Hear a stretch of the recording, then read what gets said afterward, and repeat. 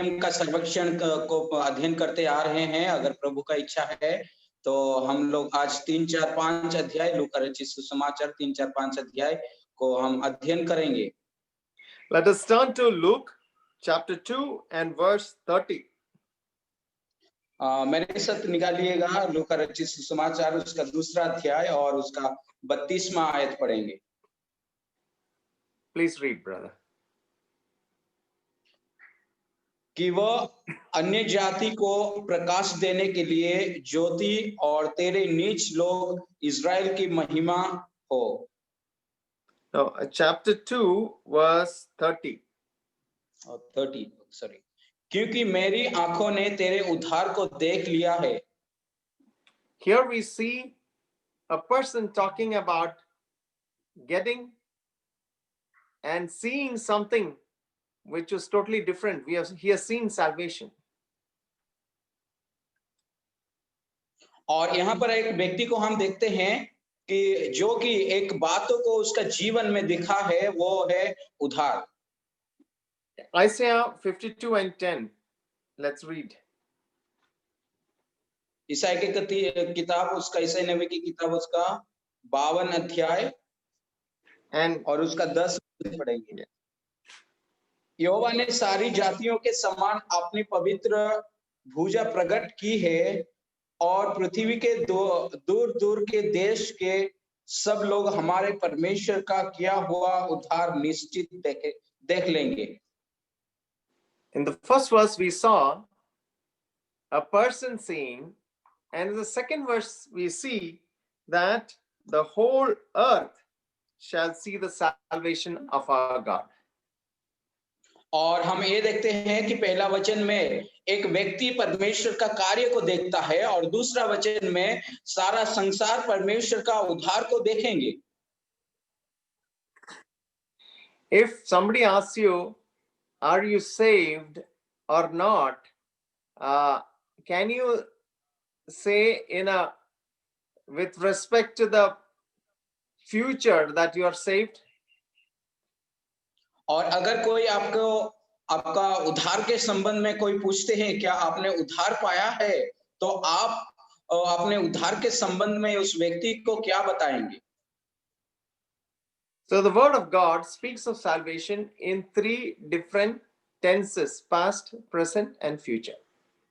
और परमेश्वर का वचन उद्धार का संबंध में तीन काल को लेकर के बताती है, जैसे कि वर्तमान, भूतकाल और भविष्यकाल के बारे में।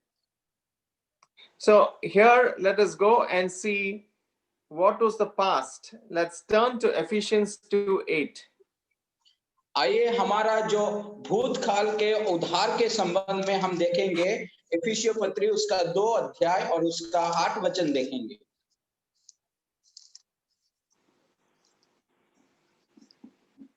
For by grace are you saved through faith.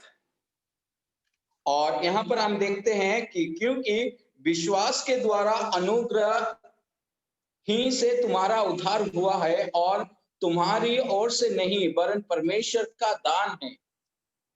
So that is regarding the past. Now let us see about the present. Philippians chapter 2 and verse 12. और यहाँ जब एफिसियों की पत्री में हम जब देख रहे हैं तो इसमें हमारा भूतकाल का उद्धार के बारे में देखते हैं। अभी हम हमारा वर्तमान के विषय में देखेंगे। फिलिपियों की पत्री 2 अध्याय और उसका 11वां वचन। The last part. Work out your own salvation with fear and trembling. Is it verse 2 verse 11? 2 verse 12, brother. The last part. Philippians chapter 2 verse 12, the last part. Okay. और इसमें हम देखते हैं कि मैं अपने उद्धार का कार्य पूरा करते जाओ। And that is something which is talking about the present. You are working. If I say I am walking, it is not that I have walked and I'm going to walk, but walking means I'm doing it right now. So that denotes the present. और यहाँ पर फिलिपियों की पत्री 2 अध्याय और उसका 12 आयत का आखिरी हिस्सा में पढ़ते हैं, हमारा वर्तमान उद्धार के संबंध का कार्य को हम पढ़ते हैं। So let's now turn to see what the Bible tells us about the salvation which we will receive in the future. Romans chapter 13 and verse 11. और रोमियो की पत्री उसका 13 अध्याय और 11 वचन मेरे साथ निकालिए। हम वहां पर पढ़ सकते हैं कि हमारा जो भविष्य का उद्धार के बारे में हमको बाइबल क्या बताती है। Please read, brother. और समय को पहचान कर ऐसा रोमन्स चैप्टर 13 वर्स 11। Yes. समय को पहचान कर ऐसा ही करो, इसीलिए कि अब तुम्हारे लिए नींद से जागना उठना की घड़ी आ पहुंची है, क्योंकि जिस समय हमने विश्वास किया था उस समय के विचार से अब हमारा उद्धार निकट है। When we say that when we are traveling to Gwalior is 10 kilometers ahead of us, what does it mean? That we have not reached Gwalior and we are yet to reach Gwalior. और जब हम ग्वालियर की ओर यात्रा करते हैं तो ग्वालियर पहुंचने के लिए 10 किलोमीटर दूरी में है हम, और ग्वालियर नहीं पहुंचे हैं। उसका मतलब क्या है कि हम ग्वालियर पहुंचने के लिए बहुत ही नजदीक में हैं। So in other words, salvation of the which is in the past, salvation in the present, salvation of the future. There are three aspects of salvation. और बाइबल हमको हमारा उद्धार के संबंध में 3 कालों को लेकर के बताती है। हमारा उद्धार भूतकाल में, वर्तमान में और भविष्य में। So whatever was in the past, it's called justification. और जो हम भूतकाल का उद्धार है उसको हम दूसरी तरीके से कह सकते हैं पापियों का, यानी हमारा जो धार्मिककरण। The foundation of that is forgiveness of sin and justification. और उस धार्मिकताकरण का जो नींव है हमारा पापों की क्षमा है। And when you say justification, you can split that and say that God is going to see you now just as if you have not sinned. और धार्मिकताकरण का मतलब ये है कि प्रभु जो परमेश्वर हमको अभी इस रीति से देखेंगे कि हम लोग अभी परमेश्वर के नजर में कोई पाप नहीं किया है। So in the eyes of God, what is being the change is that we are being declared righteous in God's eyes on the basis of the death of Christ, his resurrection and ascension to the heavens. प्रभु यीशु मसीह का मारे जाना, गाड़े जाना और तीसरे दिन जी उठना स्वर्गारोहण के द्वारा हम परमेश्वर की दृष्टि में आज धार्मिक ठहराए गए। And also we need to understand that the justification which happened, as we read in Ephesians chapter 2 verse 8 and 9, it is not by works. और हमको ये भी समझना है कि जो उद्धार हमको मिला है और जो धार्मिकता का करण जो मिला है वो हमारे कार्य के द्वारा नहीं है, लेकिन प्रभु यीशु मसीह का अनुग्रह से हमारा धार्मिकता मिला है। We read that in that verse, Ephesians 2 and 8, we read very clearly that by grace you are saved through faith, and not of yourselves. It is the gift of God, not of works, let any man should boast. और हम फिलिपियों की इसका 2 अध्याय और उसका 8 वचन में ये पढ़ते हैं कि क्योंकि विश्वास के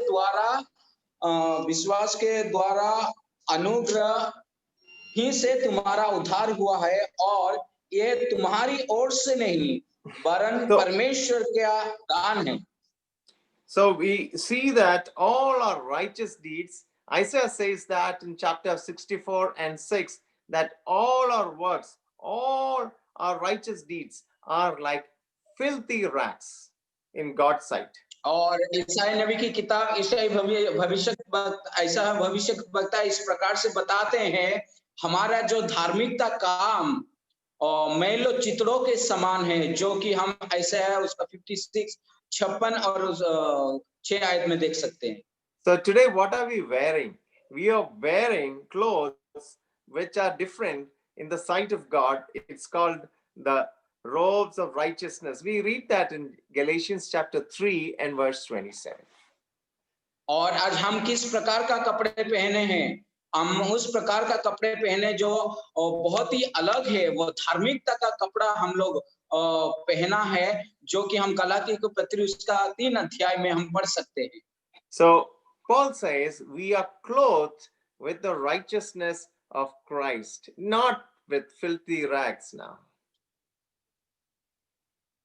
और प्रेरित पौलुस हमको ये बताते हैं कि हम प्रभु यीशु मसीह का धार्मिकता का कपड़ा पहने हैं, ना उस मैलो चित्रों का कपड़ा।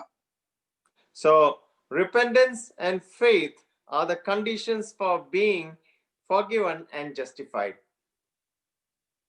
और हमारा पाप क्षमा और उस धार्मिकता का पाने का केवल 2 आधार है, वो है मन फिराना और विश्वास करना। You can read that in Acts 20 and 21 later. And now, what I want to stress is that when you are justified and forgiven, the true repentance should produce some fruit. और उस बातों को आप प्रेरितों का काम उसका 28 अध्याय 21वां वचन में आप बाद में पढ़ सकते हैं। और अभी जो सच्चाई या एक सच मन फिराओ एक परमेश्वर के दृष्टि में फल लाना बहुत ही आवश्यक होता है। So it means, like Zacchaeus did, returning back money. Who said, sir? Zacchaeus. Okay, Zacchaeus इस प्रकार से बताए कि पैसा को लौटाना। So he said, I will go and return what I have collected unlawfully, and I will give them 4 times. और जकरिया इस प्रकार से कहते हैं, जो पैसा मैं गलत रीति से रोजगार किया है, मैं उसको वापस कर दूंगा। And in Luke chapter 19 and verse 8 and 9, we see an apology. और लूका का रचित सुसमाचार उसका 9 अध्याय 8 और 9 आयत में हम देखते हैं, वहां पर एक मन फिराव का बात देखते हैं। Can you read that, brother? Luke 19, 8 and 9.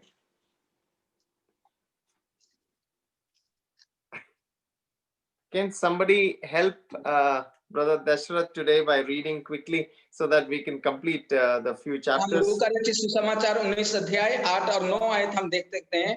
जक्कई ने खड़े होकर प्रभु से कहा, हे प्रभु, देख, मैं अपनी आधी संपत्ति कंगालों को देता हूं, और यदि किसी का कुछ भी अन्याय करके लिया है तो उससे 6 गुना दे देता हूं। तब यीशु ने कहा, आज इस घर में उद्धार आया है, इसीलिए कि ये भी अब्राहम का एक पुत्र है। So we see in the next verse that Jesus is saying that salvation has come to this house. और लूका रचित सुसमाचार उसका 19 अध्याय 9 आयत में प्रभु यीशु मसीह इस प्रकार से कहते हैं कि आज इस घर में उद्धार आया है। And the key verse of this gospel you see in verse 10, that the Son of Man is come to seek and save that which was lost.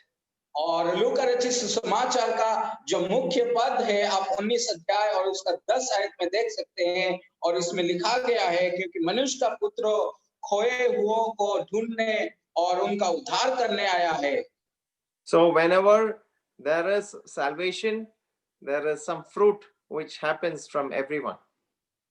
और जहां-जहां जिनका उद्धार होता है, तो प्रभु उम्मीद करते हैं कि उद्धार पाए हुए व्यक्ति में से फल आए।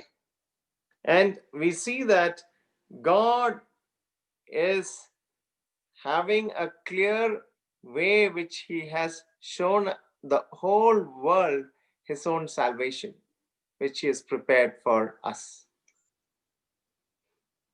और मनुष्य के लिए जो उद्धार परमेश्वर ने पहले से ही प्रस्तुत करके रखा है, उस उद्धार को सारे संसार का लोग को दिखाया है और संसार के लोग उस परमेश्वर का उद्धार को देखे हैं।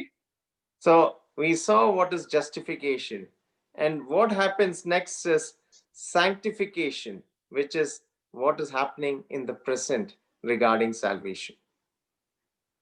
और एक नया विश्वासी के जीवन में क्या क्या होता है उसका जो पहला पड़ाव, पहला पहलू हमने देख लिया है। सबसे पहले उसको परमेश्वर धार्मिक ठहराते हैं और दूसरी बात परमेश्वर उसको शुद्धिकरण में लाते हैं। Sanctification means being set apart from the world and sin. और शुद्धिकरण का मतलब ये है कि संसार से अलग किया गया है। And it should start from the day you are saved, and it should continue throughout our earthly life. Can we read that portion? 1 Thessalonians chapter 5, 23 and 24. और ये जो शुद्धिकरण है वहां से होना चाहिए जिस दिन हम उद्धार पाए, उस दिन से लेकर के हमारा जो सांसारिक जीवन है वहां तक हम हमेशा एक पवित्र जीवन बिताना है। इसीलिए हम पहला थिस्सलुनीका का पत्री उसका 5 अध्याय से हम पढ़ेंगे। शांति का परमेश्वर आप ही तुम्हें पूरी रीति से पवित्र करे और तुम्हारी आत्मा और प्राण और देह हमारे प्रभु यीशु मसीह के आने तक पूरे पूरे और निर्दोष सुरक्षित रहें। तुम्हारा बुलाने वाला सच्चा है और वह ऐसा ही करेगा। So what a beautiful verse. He's not left you alone, and he says that faithful is he that called you, and he is going to do it, and he is going to help you in this process of sanctification, which is your daily setting apart for him and a daily cleansing. Like we have a daily bath, otherwise we don't take a bath once and then just when we die we have another bath. It's not like that. हमको जिसने बुलाया है वो विश्वास योग है और वो ये कहते हैं कि मैं तुम्हारा पवित्रकरण करूंगा, और उसी प्रकार से परमेश्वर भी हमको हमेशा हमारा प्रतिदिन के जीवन में वो पवित्रकरण करते जाते हैं, जिस प्रकार से कि हम लोग रोज नहाते हैं और उसी प्रकार से प्रभु भी हमको धार्मिकता के साथ उनका वचन के साथ हमको नहलाते हैं। This is the work which God has started in our hearts with his Holy Spirit. और ये जो कार्य है परमेश्वर के आत्मा, पवित्र आत्मा के द्वारा हमारे जीवन में कार्य करते हैं। So it is a narrow gate through which we are going to go through. और ये एक संकीर्ण रास्ता है जिसके द्वारा हमको जाना है। And what does Paul or the writer of the Hebrews say in chapter 12 and verse 14? It is something which is very hard to digest. Hebrews 12 and 14. और इब्रानियों का जो लेखक क्या कहते हैं उसका 12 अध्याय और 14 आयत में ये बहुत ही कठिन विषय इन्होंने बोला है। 12 and 14 brother.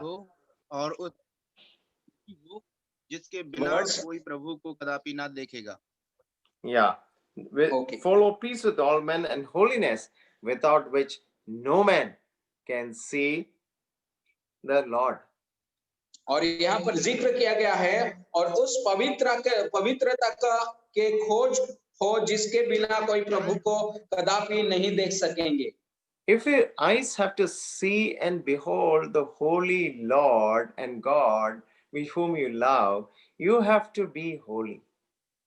और जिस पवित्र परमेश्वर को आप प्रेम करते हैं, अगर उस परमेश्वर को देखना है तो आप अपने आप को पवित्र करना बहुत ही आवश्यक होता है। And it is so important for this daily setting apart of ourselves and committing us to God himself. और हमारे दिन प्रति जीवन में हम अपने आप को उस अशुद्ध से अलग करके पवित्र बनने के लिए अलग करना है और उस परमेश्वर की महिमा के लिए। And finally, what we are going to see is the salvation not only of the soul but of the body. और हम अंतिम में हम ये देखेंगे कि न ही केवल हमारा जो आत्मा का उद्धार, लेकिन अंतिम समय में हमारा शरीर का उद्धार भी होगा। Just imagine when you were 10 years old, what was the condition of your body? सोच लीजिए आप जब 10 साल की थे तो आपका शरीर कैसा था और अभी कैसा है। And your body was without wrinkle, you were very, kind of full of energy, and you were kind of brimming with life. और अब जब 10 साल के थे तो उस समय आप झुर्रियां रहित थे और उस समय आप बहुत ही उत्सुक थे, बहुत ही बलवान थे कुछ भी कार्य करने के लिए भी। And now, suppose anybody is 50, just think about your situation of your body.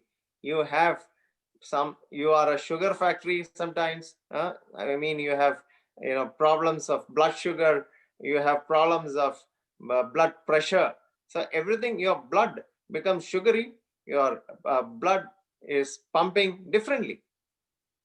और जैसे कि अभी हमारे बीच में अगर कोई ऐसा 50 साल के हैं तो हम उनके साथ और 10 साल के बच्चे के साथ हम कंपेयर कर सकते हैं कि अभी का जीवन में शरीर में जिस प्रकार का जो पीड़ा है, जैसे कि कुछ लोगों को ब्लड प्रेशर होता है, शुगर होता है, तो उसको अगर तुलना करेंगे तो दोनों में कितना फर्क आएगा।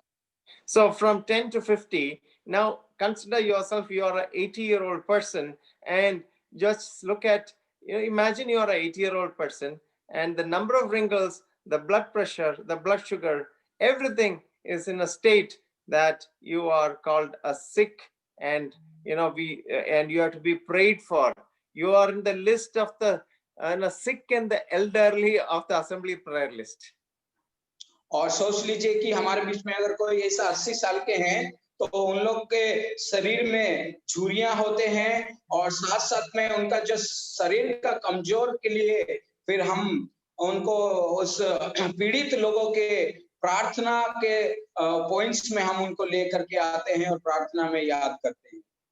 So there is a makeover which is happening, which is from 10 to 50 to 80, and this process is going to be reversed.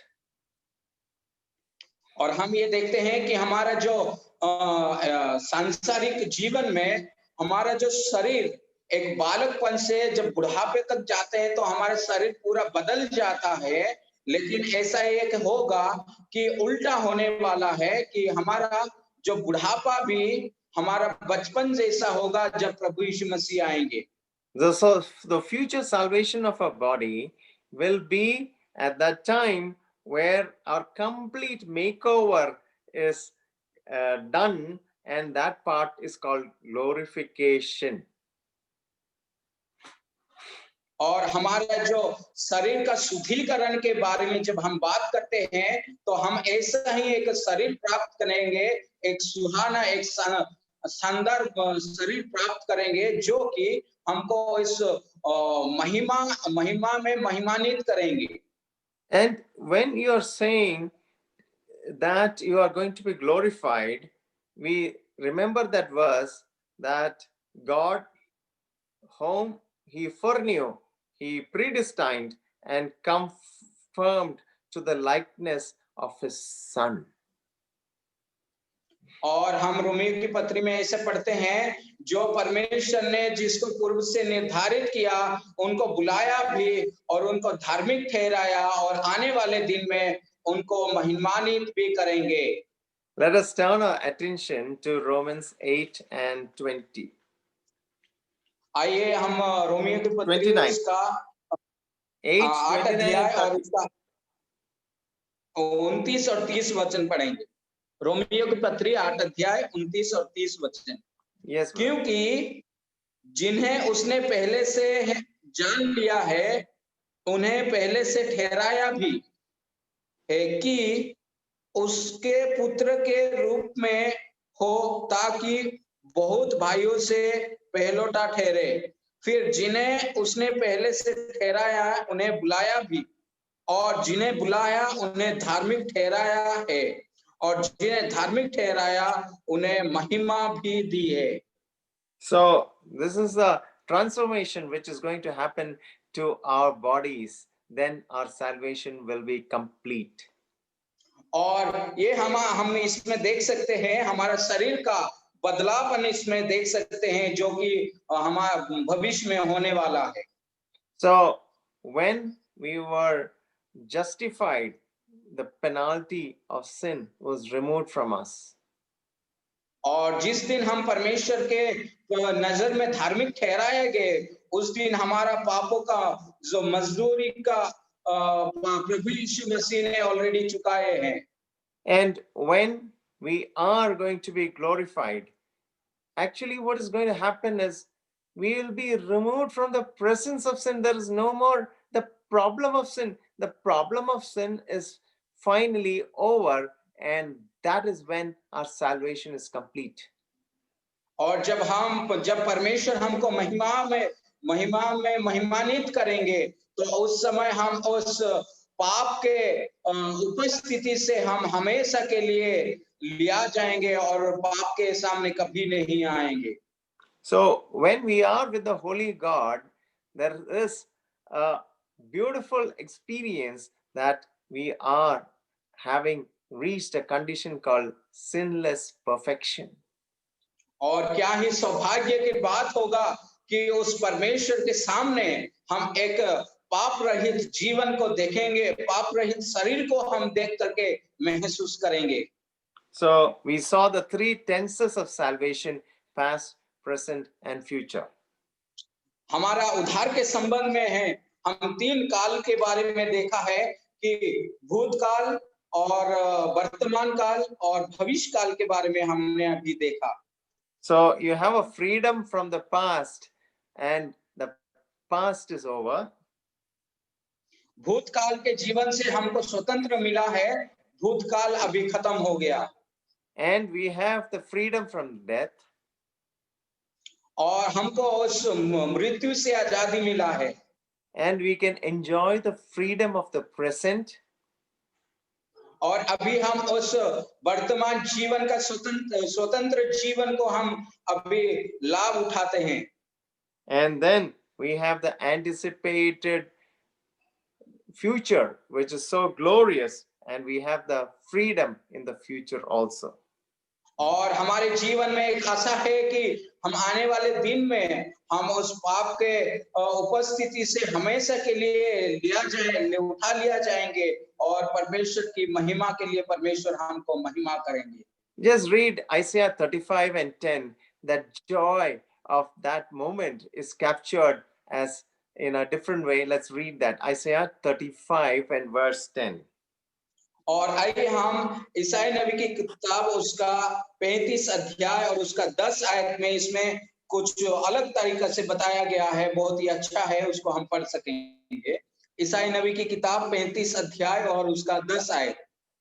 यहोवा के छुड़ाए हुए लोग लौटकर जय जयकार करते हुए सियोन में आएंगे, और उनके सिर पर सदा का आनंद होगा। वे हर्ष और आनंद पाएंगे, और शोक लंबी सांस का लेना जाता रहेगा। Oh, joy and gladness, and what is going away from us, sorrow and sighing, shall flee away. Oh, what a glorious day. और इसमें हम देखते हैं शोक और दुख हमारे से चले जाएगा, और आनंद और हर्ष और आनंद से हम लोग भरपूर हो जाएंगे। And let us look forward to the day where our bodies will be glorified. And there is a verse in the Psalms which says, "Eye has not seen, ear has not heard, and it has not even occurred in the mind of man what that day is going to be." और मेरे प्रिय भाई और बहनों, आइए उस दिन का प्रतीक्षा करें कि जिस दिन हम उस शरीर से बदल जाएंगे और प्रभु हमको महिमान्वित करेंगे। और भजनकार इस प्रकार से तो कहते हैं कि जो बातें को ना कोई आंखें देखा है ना कोई कान सुना है, और क्या ही धन्य दिन होगा उस दिन के लिए हम प्रतीक्षा में रहें। And then we come to the next chapter, Luke chapter 3, and we see that just before that, I just wanted to take you to verse 40 of chapter 2. और उससे पहले तीसरा अध्याय में जाने से पहले मैं दूसरा अध्याय और उसका 40 वचन को मनन करना चाहता हूँ। And the child grew and waxed strong in spirit, filled with wisdom, and the grace of God was upon him. और बालक बढ़ता और बलवंत होता और बुद्धि से परिपूर्ण होता गया, और परमेश्वर का अनुग्रह उस पर था। But just before that, there was another person who blessed him. और उससे पहले एक और व्यक्ति था जो कि उसको आशीषित किया है, आशीर्वाद किया है। And that was Anna, and she was of a great age. She was 80 years old. About 84 years. That is, she was 84 years old. और यहाँ पर एक औरत के बारे में देखते हैं जो कि 84 साल की थे, उसके जीवन के बारे में भी हम पढ़ते हैं। And what we see very clearly about that person is something so beautiful. Even though she was a widow for many years, she was never bitter. और उसके जीवन का एक बहुत ही अच्छा बात हम देख सकते हैं कि वो एक विधवा होने के नाते भी वो कभी उसके जीवन में कोई दुख की महसूस उन्होंने नहीं किया। And she did not allow a negative thought to creep into her mind, and it shows that even widows can be very, very leading a very exemplary life. और वो यहाँ तक कि उनके जीवन में, उनका मन में वो सोच भी नहीं आया। और इस विधवा के जीवन में हम ये सीख सकते हैं, अगर हमारे बीच में कोई ये ऐसे लोग हैं तो उनको भी इस प्रकार का जीवन व्यतीत करना है, एक उदाहरण, आदर्श जीवन। And she was always worshiping and always praying. And what touched me was that she was doing it night and day. और मुझे मेरा हृदय को ये स्पर्श किया कि ये जो विधवा स्त्री वो हमेशा प्रार्थना करती थी और हमेशा वो आराधना करती थी, और इसके द्वारा उसको आनंद भरपूरिता से मिलता था। And in verse 38, she was giving thanks to God and also spoke of him to all them that looked for redemption in Jerusalem. और हम 38 वचन में ये पढ़ते हैं, और वो उस घड़ी वहां आकर प्रभु का धन्यवाद करने लगी और उन सबों से जो यरूशलेम के छुटकारा को बाट जोते थे उस बालक के विषय में बात करने लगी। She was worshiping, she was praying, she was testifying. और इनके जीवन में हम तीन बातें देखते हैं। वो परमेश्वर का आराधना करती थी, परमेश्वर से प्रार्थना करती थी और परमेश्वर के लिए एक गवाही का जीवन व्यतीत करती थी। How old was his auntie? और ये जो आंटी कितना साल की है? 84. Okay, so you don't have to wait till 84 to do all these things, and you may be 24, 34, 44 or 54 or 64. You have a lot of time, but she faithfully loved and looked forward for the salvation, and she was blessed by the sight of that baby boy. और यहाँ पर देखते हैं इस विधवा स्त्री जिनका उम्र 84 साल की थी, और आपको 84 साल का इंतजार नहीं करना है। अभी तक हमारे जीवन में तीन बातें होना बहुत जरूरी है कि हम लोग भी हमारे जीवन में हमेशा प्रार्थना करना है, परमेश्वर का हर बात के लिए धन्यवाद देना है, और साथ साथ उस आने वाले जो महिमा का जो विषय है उसके बारे में गवाही देना है। So she was 84 years old, but she never ceased to hope. और वो 84 साल की थी, लेकिन वो कभी भी उनका जो प्रत्याशा को वो निराशा कभी भी नहीं हुई।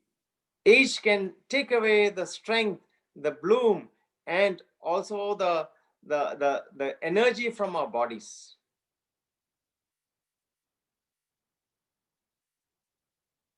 Brother, are you there? Hello?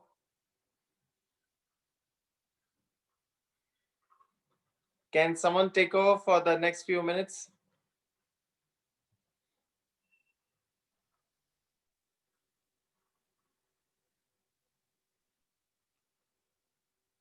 Yeah, brother, what I was saying is age can take away the bloom and strength from our bodies.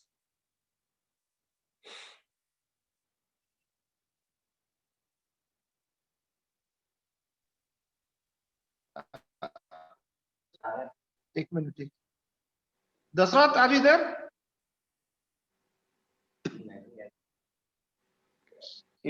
Your audio is not clear. Okay. Let him. Hello. Deepu, are you there? Okay, please carry on. Yeah. So age can take away the bloom, energy, and the strength of our bodies.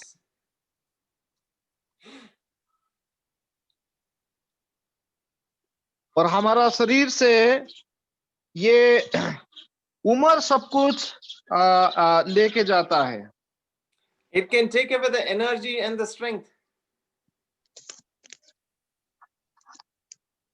ये हमारा शक्ति और हमारा जो या अरे या sir मेरा आवाज आ रहा है? Yes, आ रहा है continue, भैया, brother. Yes, we can hear you. Okay.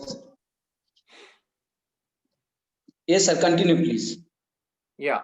So we were saying about age can take away the strength of our bodies and the energy from our bodies and the vitality of our bodies. और अभी हम ये बात कर रहे थे कि हमारा जो उम्र हमारा जो शरीर का ताकत को ले जाता है, शरीर का सौंदर्य को ले जाता है, और उतना ही नहीं जो हम कार्य करने के लिए उत्सुक रहते हैं उसको भी लेके चला जाता है। So Anna never ceased to worship. She spent her life in God's house with God's people. और हन्ना के जीवन में हम ये देखते हैं कि वो कभी भी उस आत्मिक संगति में रुचि रखने के लिए पीछे नहीं हटती थी। वो परमेश्वर के लोगों के साथ संगति रखती थी। And she was always with the people who were worshippers. और वो उस लोगों के साथ संगति रखती थी, मेल मिलाप में रहती थी, जो कि परमेश्वर के आराधना करते थे, परमेश्वर का आराधक लोग के साथ। Let us also not neglect to be one with the worshipping people. तो आइए हम भी उस आराधना करने वाले लोगों के साथ मिलने के लिए हम पीछे ना हटे। So she never ceased to pray. That they pray best together who pray first alone. और वो कभी भी प्रार्थना करने के लिए पीछे नहीं हटती थी, वो हमेशा निरंतर प्रार्थना में लगी रहती थी। And meanwhile, this child grew and waxed strong in spirit, like we read about John in the previous chapter. और यहाँ पर हम देखते हैं वो बालक बलवंत होता गया, बुद्धि से परिपूर्ण होता गया और परमेश्वर के अनुग्रह में भी बढ़ता गया। And we see that the child went with his parents to Jerusalem and at the feast of the Passover. और पसहा के पर्व में ये बालक अपने माता पिता के साथ यरूशलेम में गया। That would probably be after he returned from Egypt, where the mother and father has taken him to, so that he would not be killed, and among the children who were ordered to be killed by the ruler. और हेरोद जिन बच्चे को मारने के लिए आदेश दिया था, उस समय उसका माँ बाप ने उसको लेकर के मिस्र में छुपाया, और मिस्र से जब वो वापस आ रहे हैं तो उसके तत्पश्चात वो यरूशलेम में पसखा का पर्व को मनाने के लिए गए हैं। So a Jewish boy was considered to be a man when he was of 12 years of age. और यरूशलेम यहूदी का बच्चा को जब वो 12 साल का होता है तो यहूदी लोगों का जो एक परिपक्व आदमी का सारा भार उसको दे देते हैं। So he became the son of the law, and he had to take the obligation of the law upon him. और अभी वो व्यवस्था का बच्चा या संतान हुआ है, और उस व्यवस्था को का जिम्मेदार को उठा करके उसको आगे बढ़ना है। When his parents returned, he lingered. और जब उसका माता पिता आया तो वो बहुत ही घबरा गया। लिंगर का another word sir? Lingered means he stayed back while they went forward. और जब वो यरूशलेम में उसका माता पिता पसखा का पर्व को मनाने के लिए गए थे, तो उस समय वो यरूशलेम में रह गया, उसका पेरेंट्स वापस आ गए। And Joseph of Mary thought that Jesus was with them, and but Jesus was in a different place. और यूसुफ और मरियम ये सोचते हैं कि प्रभु यीशु मसीह भी उनके साथ है, लेकिन उस समय उनका माता पिता एक जगह में और ये बालक एक जगह में हम देखते हैं। And probably what would have happened is that women traveled first in the caravan because they were little slow, and then the men used to start little later because they were little more faster and energetic. And what would have happened is Mary started first, thinking that Jesus is Joseph, and Joseph started late. And finally, when they met together after 3 days, they saw that Jesus is missing.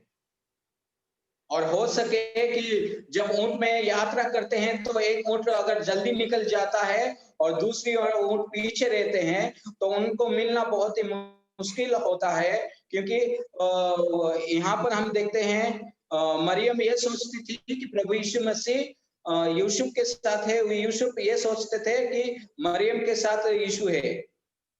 And let us come to the point that where they found that he was missing, they went back to search for him, and they found him in the temple discussing things which were beyond their own knowledge.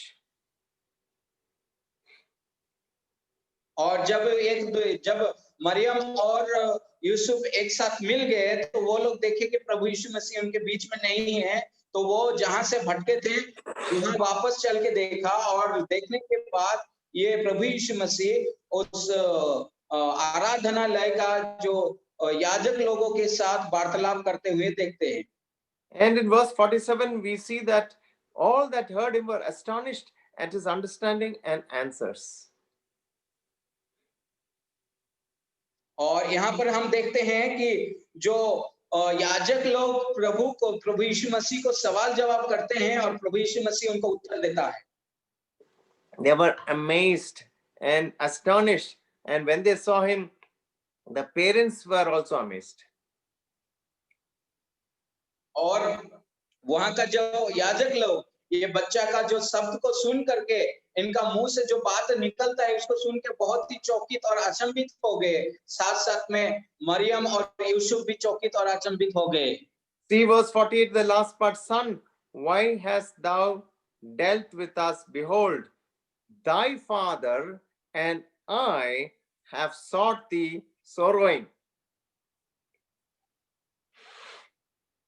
और यहाँ पर हम देखते हैं कि sir verse which verse is that? 48, the last part, brother. Okay 48 और उसका आखिरी वचन को आखिरी हिस्सा में हम देखते हैं, देखो तेरा पिता और मैं ढूंढते हुए आए। See his reply in verse 49. Please read, brother. और उसने उससे कहा, तुम मुझे क्यों ढूंढते? क्या नहीं जानते थे कि मुझे अपने पिता के भवन में होना अवश्य है? So Mary is saying, your father and I. और यहाँ पर देखते हैं कि आपके पिता और मैं, प्रभु यीशु मसीह कहते हैं। So Jesus is saying, did you not know that I should be in my capital F Father's house? और यहाँ पर प्रभु यीशु मसीह माता मरियम को ये कहते हैं, क्या तुम नहीं जानते हैं कि मुझे अपना पिता के भवन में होना अवश्य है? Very gently, but very definitely, Jesus takes the name of Father from Joseph and slowly gives it to God. और यहाँ पर हम देखते हैं यूसुफ को अपना पिता कह करके, फिर वहां से प्रभु यीशु मसीह को पिता परमेश्वर को पिता के रूप में संबोधित करते प्रभु यीशु मसीह। I remember an incident in my life when my grandfather used to go for outreach and things like that, far away from home, and he used to return very late, and all of us in the house would be very concerned. और मैं एक घटना को याद करता हूं कि जब मेरा पापा बाहर जाते थे प्रचार करने के लिए, तब मेरा जो दादा है और हम सब परिवार बहुत ही चिंता में पड़ जाते थे कि वो कब वापस लौटेंगे। So when we used to try to tell him, you are so late, you should come early, you are so old, he would quote this verse, don't you know that I should be in my father's business? और जब हम उनको बताते हैं कि आपको जल्दी आना चाहिए, मिनिस्ट्री के तुरंत आपको जल्दी आना चाहिए, तो मेरा पापा हमेशा इस वचन को लेकर के हमको बताते थे, क्या आप नहीं जानते हैं कि मैं मेरा पिता के कार्य में अवश्य होना है? So my grandfather had that answer, and he quoted the Lord Jesus when he was asked and told by Mary, I and my father. But then he says, my father's house, my father is in heaven. और मेरा दादा यही बताते थे हमेशा कि, और हमेशा ये वचन को दिखा करके कहते हैं जब जब वो मिनिस्ट्री के लिए बाहर जाते थे और वापस आते थे। And let us see verse 51. Even though he said that, he was in subjection to his parents, and we read that in verse 51.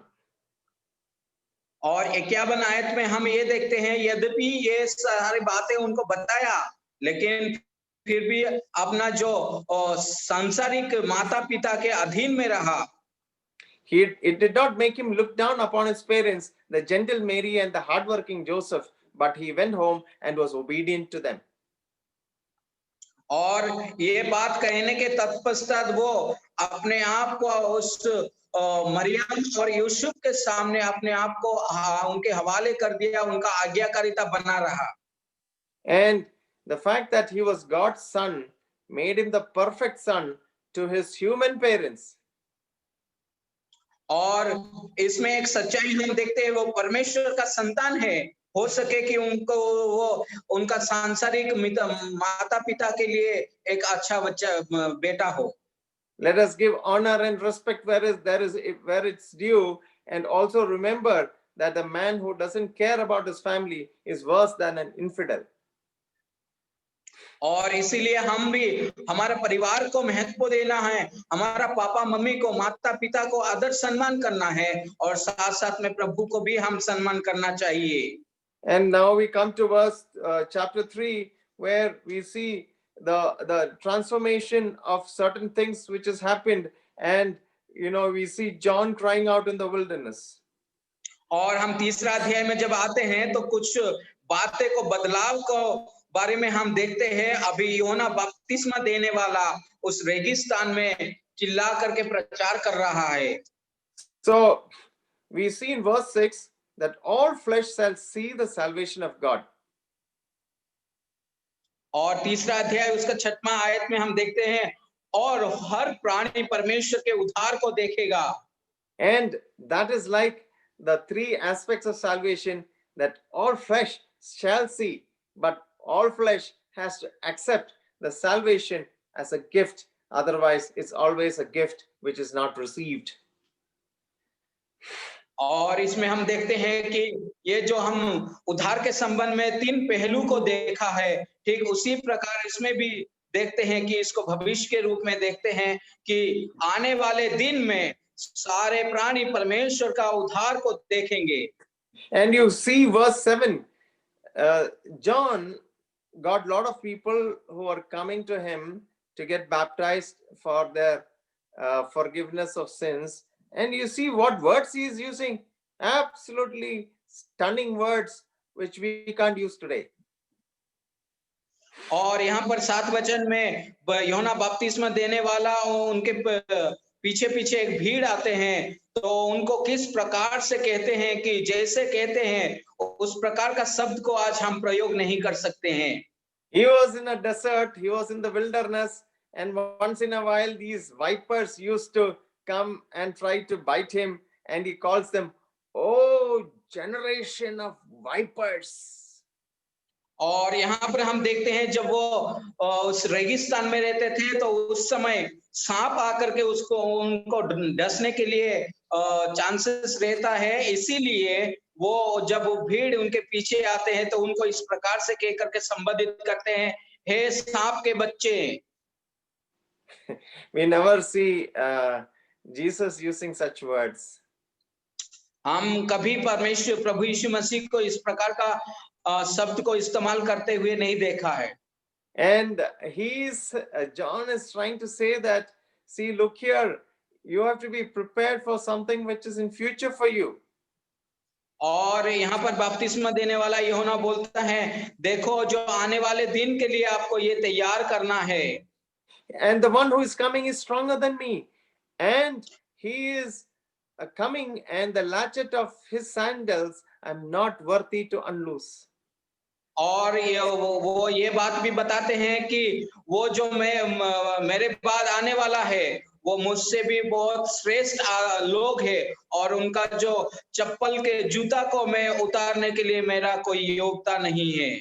So John was in the desert, and his voice was not like a gospel. It was not good news. It was news of terror.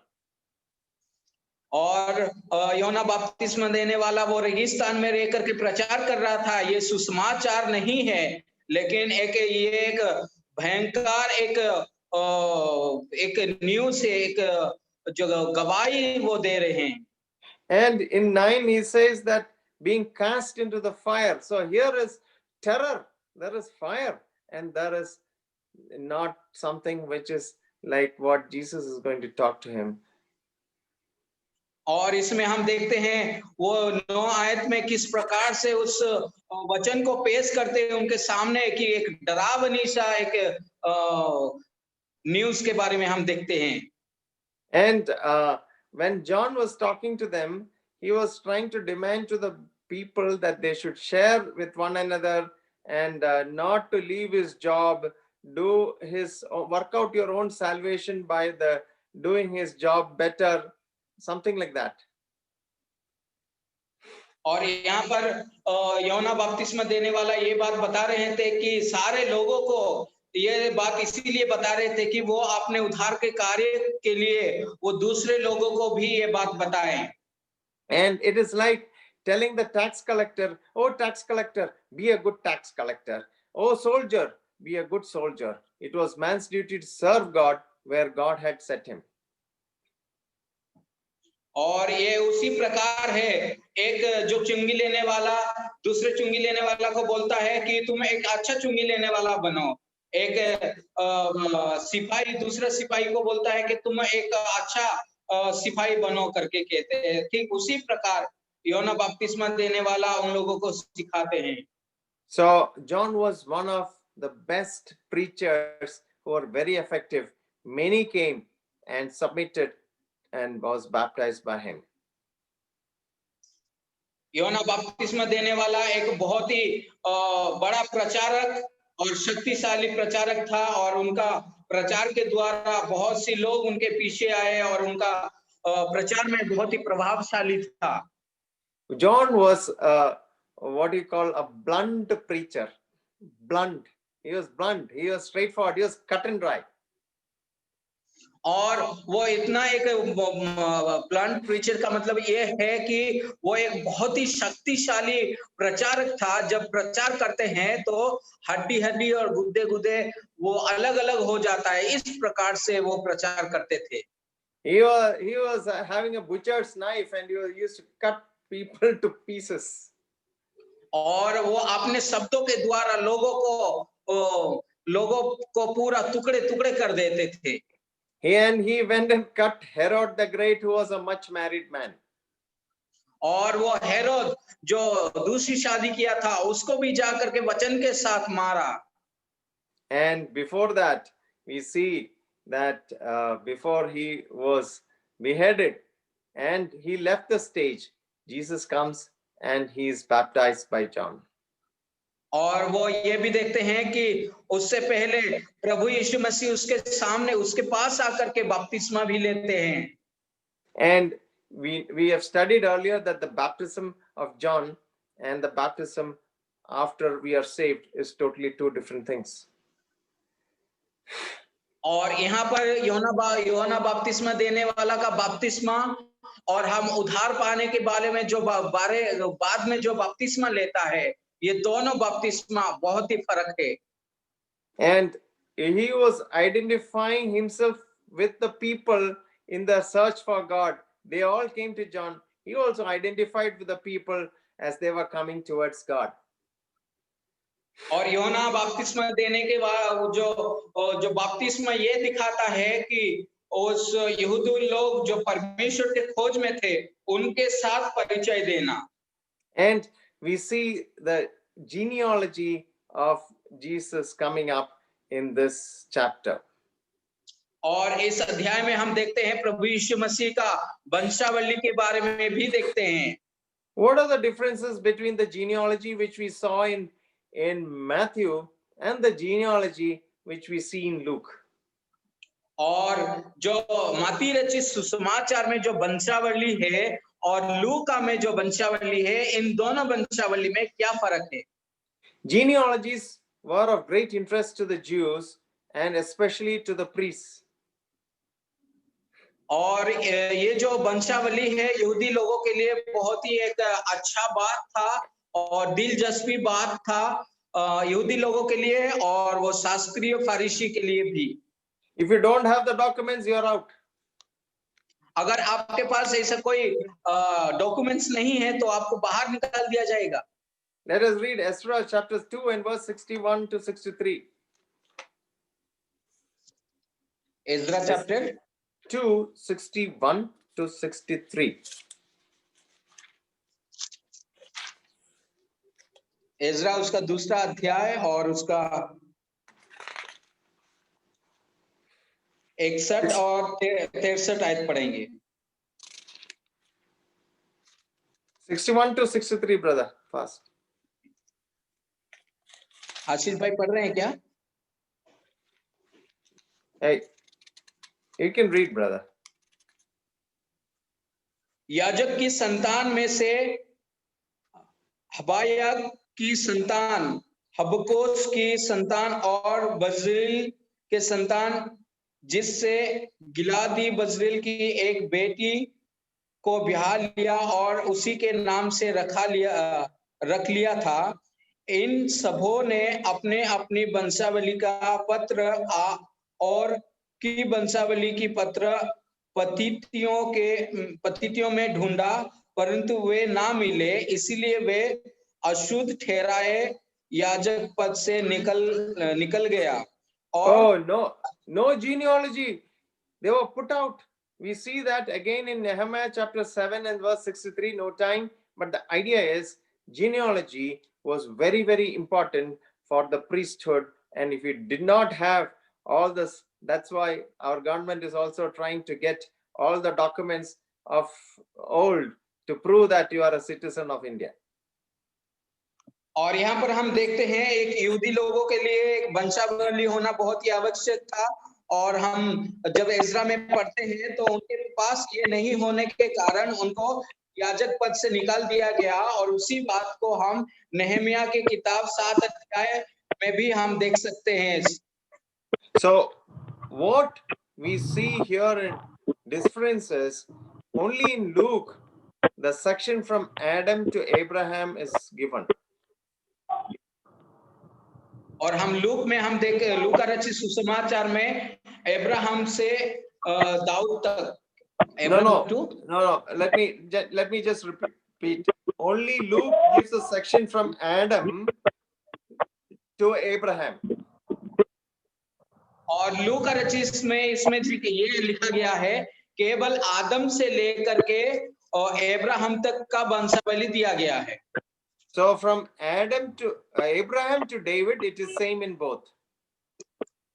और Abraham से लेकर के दाऊद तक का दोनों सुसमाचार दिखाते हैं। So the genealogies gave of Matthew gave a royal descent of Jesus, and Luke gave the priestly descent part of Jesus. 1 second sir, I could not hear. कोई भाई होस्ट भाई है या को-होस्ट भाई है तो ये अंकल को आप म्यूट कर दीजिए।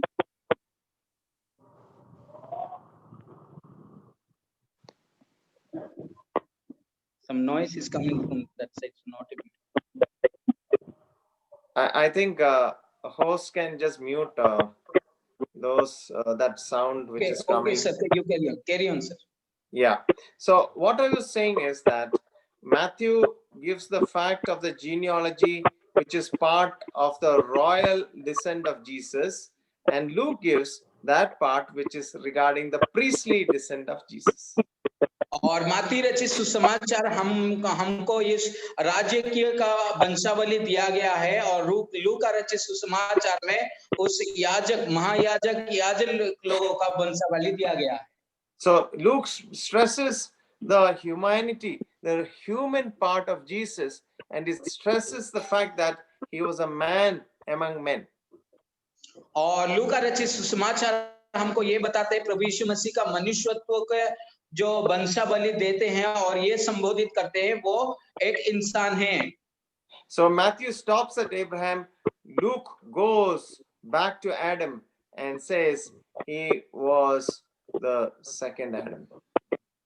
और मैथ्यू ये बताता है कि आदम और अब्राहम को के बारे में बात करते हैं और कहते हैं कि ये है दूसरा आदम। And in chapter 4, when we come, we see about the battle with temptation. और हम 4 अध्याय में हम आते हैं तो परीक्षा के बारे में हम पढ़ते हैं। So Jesus was conscious of his exceptional powers, and when he came out of the waters, the voice said, "I am well pleased in you."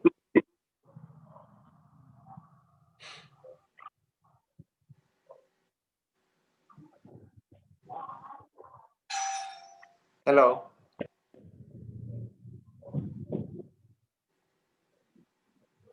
Hello, brother Dasharth, I can't hear you. आवाज आता है, ये मेरा पुत्र है जिसमें मैं अत्यंत प्रसन्न हूँ। The first temptation was actually to turn stones into bread. First temptation is what? Was to turn stones into bread. हाँ, पहला जो परीक्षा ये था कि उस पत्थर को रोटी में देना। The tempter said to Jesus, if you want people to follow you, use your wonderful powers to give them material things. और शैतान उनको ये बोला प्रभु यीशु मसीह को, अगर आप लोग आपके पीछे होना है, अगर आपको विश्वास करना है तो उनको एक भौतिक बातों में आशीष करना है। And Deuteronomy 8:3 was his answer. A man will not find life in material things, but in the word of God. और हम ये देखते हैं कि व्यवस्था विवरण उसका 8 अध्याय 3 वचन में भौतिक बातों से इंसान को जीवन नहीं मिलता है। And in the second temptation, Jesus was standing on a mountain where he could see the whole world.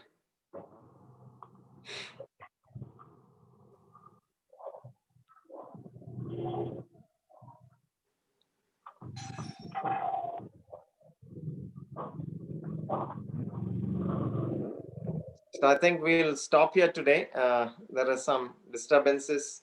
So what we'll end up is that by saying there was salvation, which is threefold.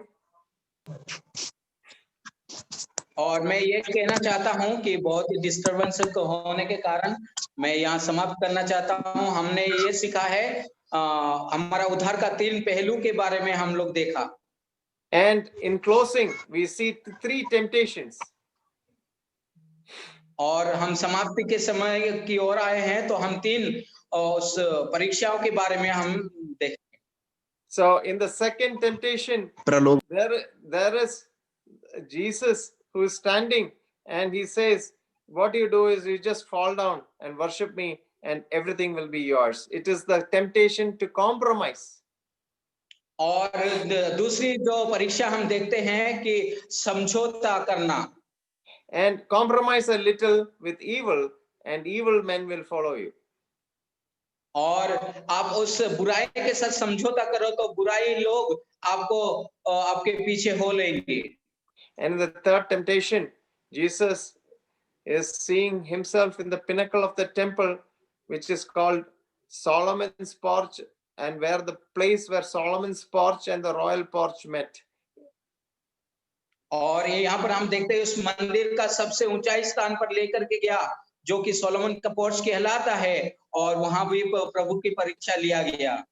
And if he had jumped, he would have fallen 450 feet. और उनको अगर वहां से jump नीचे करना है तो 450 का ये मीटर का दूर है। Feet. Meter is too big. 450 का जो फीट के ऊपर से नीचे जंप करना है। He will fall into the Kedron Valley. और वो केड्रॉन वैली के नीचे गिर जाएंगे। Jesus says, no, I don't want to do senseless experiments with the power of God. And he would be not doing anything in creating a sensation, but he had the hard way of suffering and serving, which leads to the cross. और प्रभु यीशु मसीह इस प्रकार का गलतियां नहीं करना चाहते थे, और इस प्रकार का जो एक्सपेरिमेंट नहीं करना चाहते थे। उनका जो मकसद था है कि उनको कठिन समय में गुजर करके अपने His answer was Deuteronomy 6 and 16. और उनका जो उत्तर था व्यवस्था विवरण है उसका 6 अध्याय और 16 आयत से। So Jesus returned in the power of the Spirit to Galilee. The story of him spread throughout the countryside. He kept on teaching in the synagogues, and he was held in high reputation by all. और प्रभु यीशु मसीह Galilei में परमेश्वर का जो आत्मा के साथ Galilei में आकर के प्रचार करते हैं और उनको सम्मानित किया जाता है। It was a place which was encircled by non-Jewish nations, and the influences which was playing upon Galilee was totally different from that of the southern part. और उस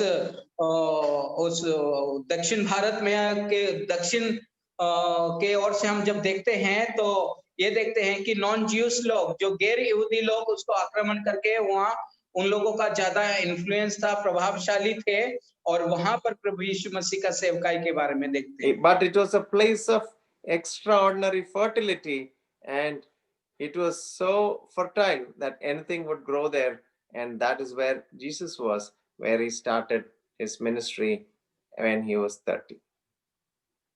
और जब प्रभु यीशु मसीह 30 साल के थे तो वहां पर उस जगह में जाकर के सेवकाई किए और बहुत सी फल देखने के लिए उनको मिला। So we saw 3 salvations and 3 temptations, and we see Jesus now in Galilee ready for his great task which was given to him to minister unto many, to seek and to serve and glorify his Father. और आज के class में हमने ये देखा है कि उद्धार का 3 पहलू और उस प्रभु यीशु मसीह का 3 प्रकार का जो परीक्षा के बारे में देखा। और प्रभु यीशु मसीह जब 30 साल के थे तो उस गलील में आकर के परमेश्वर का सेवा और परमेश्वर का जो सेवा उनको सौंप दिया गया है, उस कार्य में लगे Thank you हैं। for your patient listening, all brothers and sisters. God bless you all, and thank you for the wonderful translation. And let's be happy in the Lord and serving Him with all happiness and joy. Thank you all. Thank you for the opportunity. बहुत बहुत शुक्रिया कि भाई बहनों आप बहुत धीरज रख के अपने वचन को सुना, इसलिए मैं धन्यवाद देना चाहता हूं। और सीखने के लिए भी परमेश्वर ने वचन सीखने के लिए सहायता किया। Thank you so much Biju sir. Thank you, brother.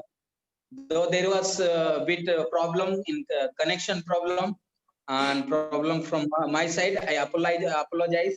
You know, you don't have to apologize. It's the devil's work which he